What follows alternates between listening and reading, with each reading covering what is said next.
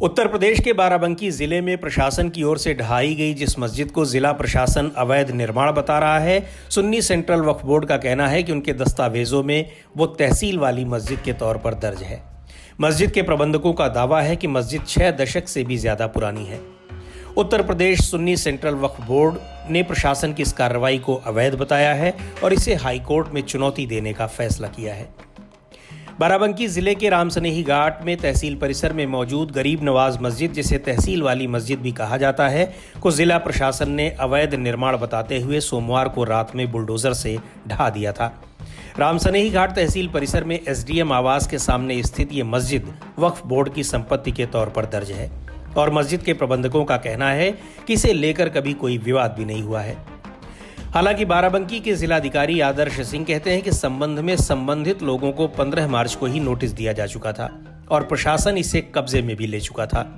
तहसील रामसनेही घाट स्थित तहसील आवासीय परिसर में उप जिला मजिस्ट्रेट आवास के सामने निर्मित अवैध आवासीय परिसर के संदर्भ में पूर्व में संबंधित पक्षकारों को दिनांक 15 मार्च 2021 को नोटिस भेजकर स्वामित्व के संदर्भ में सुनवाई का अवसर दिया गया था।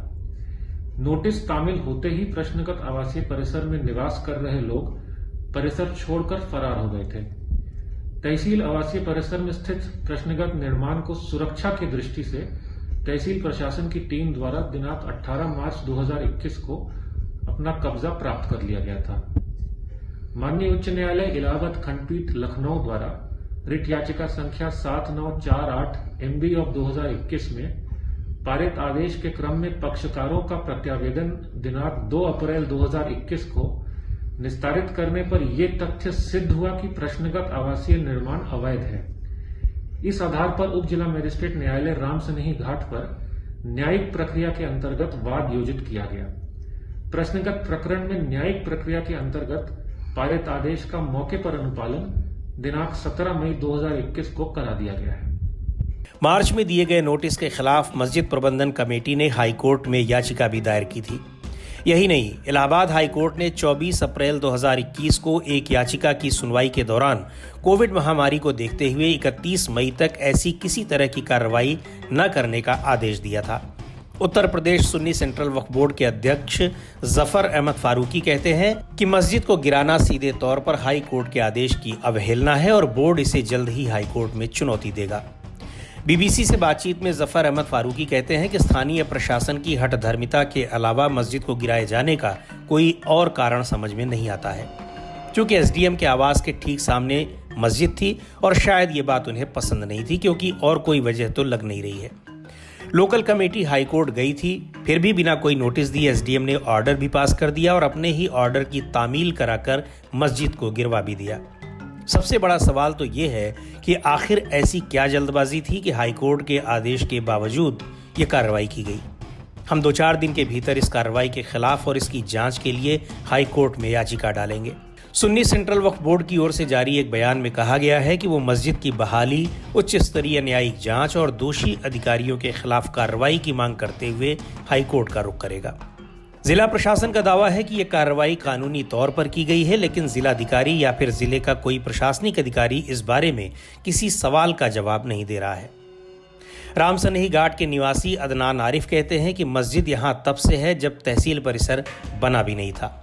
अदनान के मुताबिक नया तहसील परिसर साल 1992 में बना और तभी एसडीएम आवास इस मस्जिद के सामने बनाया गया, जबकि इससे पहले पुरानी तहसील मस्जिद के पीछे थी। मस्जिद साल 1968 से वक्फ बोर्ड की संपत्ति के रूप में दर्ज है और उससे पहले साल 1959 से उसके पास बिजली का कनेक्शन है। अदनान कहते हैं कि हर शुक्रवार को यहाँ रोज की तुलना में ज्यादा संख्या में लोग नमाज पढ़ने आते थे। मस्जिद का कोई विवाद नहीं था, लेकिन इसी साल मार्च में भीड़ की वजह से कुछ अफसरों की गाड़ी फंस गई थी। उसी गुस्से में ताबड़तोड़ मस्जिद गिराने का नोटिस दे दिया गया। नोटिस के विरोध में लोगों ने कई दिनों तक स्थानीय प्रशासन के खिलाफ मार्च महीने में प्रदर्शन भी किया था। इस दौरान प्रशासन की ओर से मस्जिद की मीनार से माइक हटाने की भी कोशिश की गई। विरोध के दौरान कुछ लोगों ने पथराव किया, पुलिस ने लाठीचार्ज किया और कई लोगों को चोटें भी आई थी। इस मामले में कई लोगों के खिलाफ मुकदमा दर्ज करके उन्हें जेल भी भेजा गया था। सुन्नी सेंट्रल वक्फ बोर्ड के अध्यक्ष जफर अहमद फारूकी कहते हैं कि स्थानीय प्रशासन ने साल 2016 के हाई कोर्ट के जिस आदेश का हवाला देते हुए मस्जिद को हटाने का नोटिस दिया था वो भी इस मस्जिद पर लागू नहीं होता है।